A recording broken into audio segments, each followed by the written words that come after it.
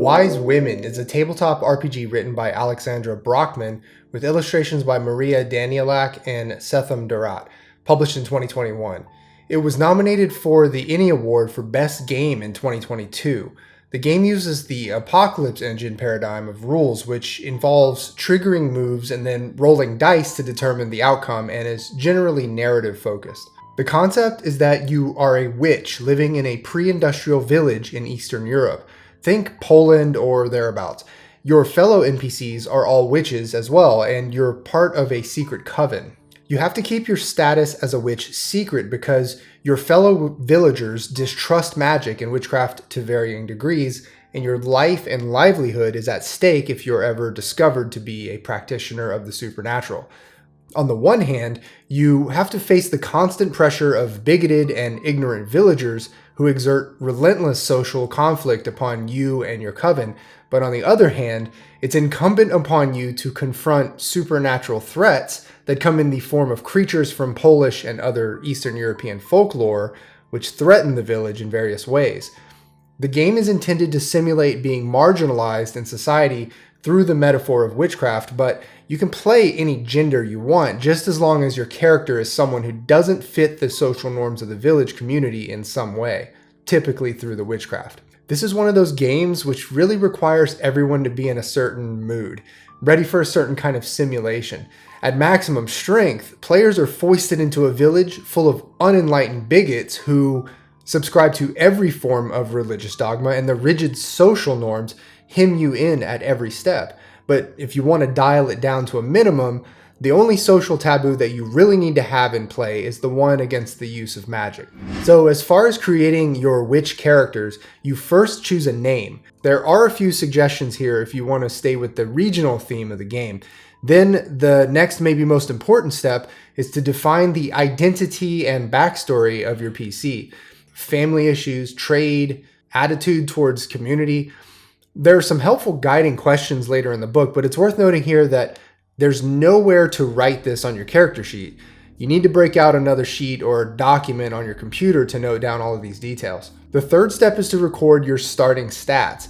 There's an array here that you use to dispense along your 6 core stats. In these Apocalypse Engine type of games, each of your stats usually represents a roll modifier. So with Vigor, if your physical strength or ability to hold alcohol is tested in a move that you've triggered, you would roll 2d6 and add your Vigor stat to that sum to see what kind of result you get.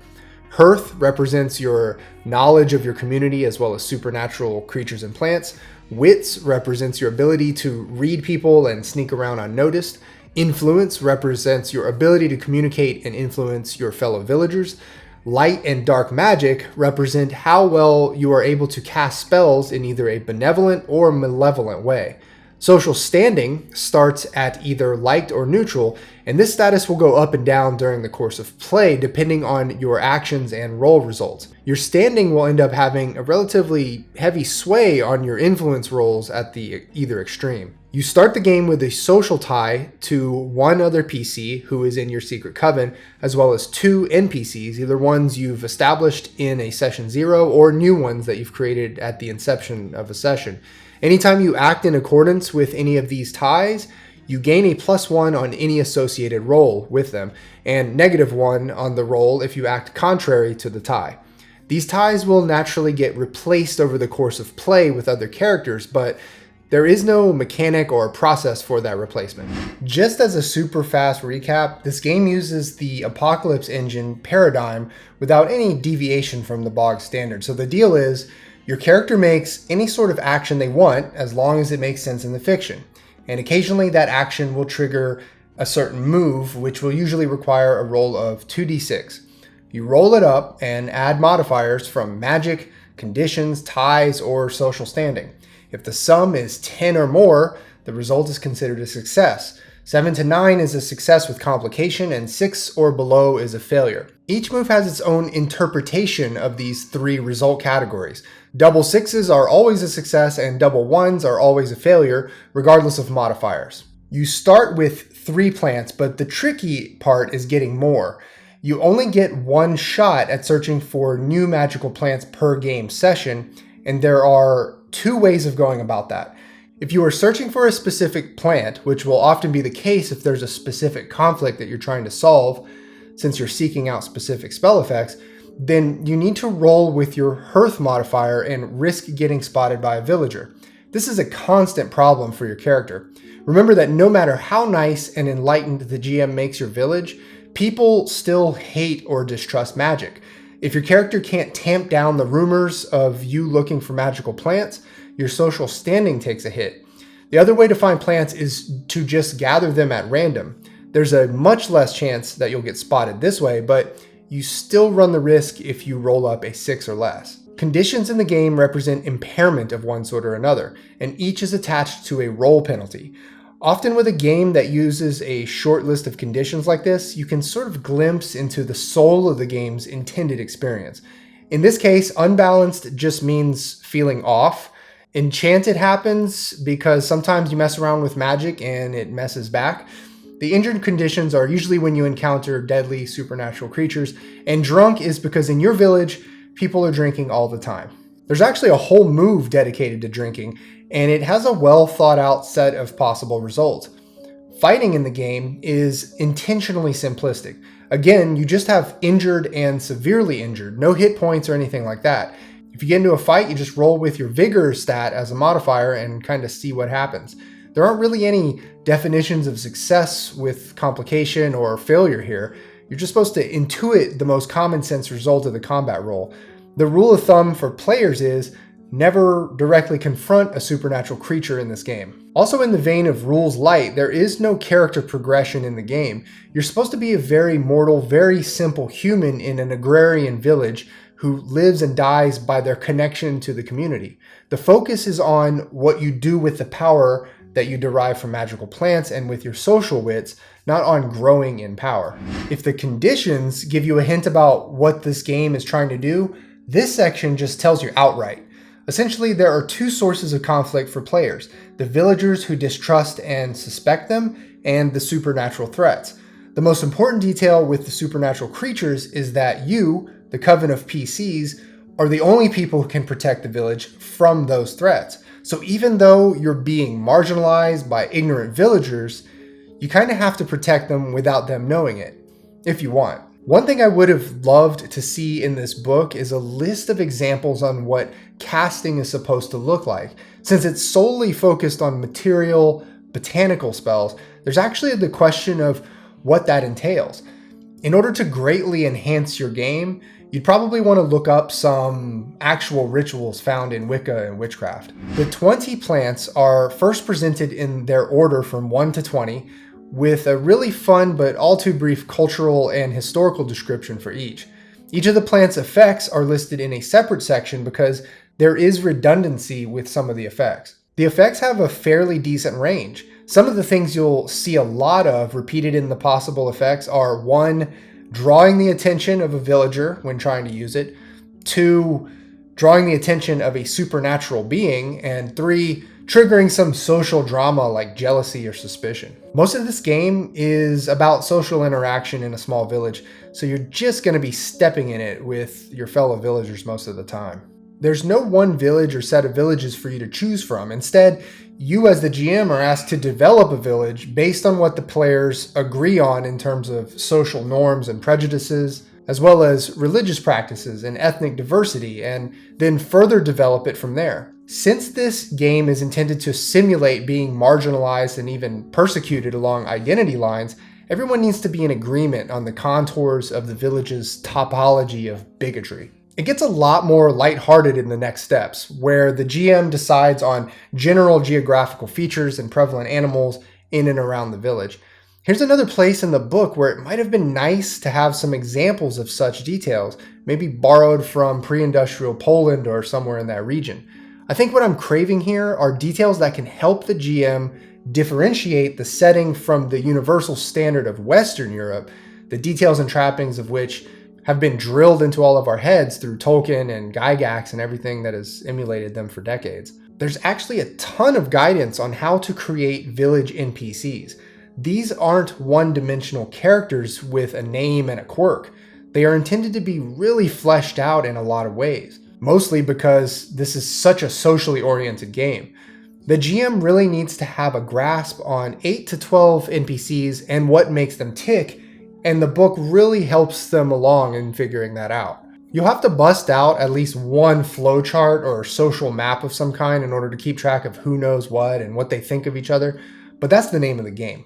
The 10 supernatural creatures presented at the end of the book are all based on or inspired by Slavic folklore. I would have loved to see some illustrations of each of these, but alas, you just get a description and a couple of well-described plot ideas for each. So I've generated some images to depict them using an AI program. A boneless is a vampire that completely lacks bones. It's a crawling, fleshy blob that squeezes through door cracks and feeds on sleeping and unsuspecting villagers. To kill it, you have to drive a stake through its heart or its head. The trick is finding either of those. The Misery is a demon who appears as a tall, thin woman dressed in tattered clothes. It hides in household furniture and things like pots and pans and brings misfortune to a family.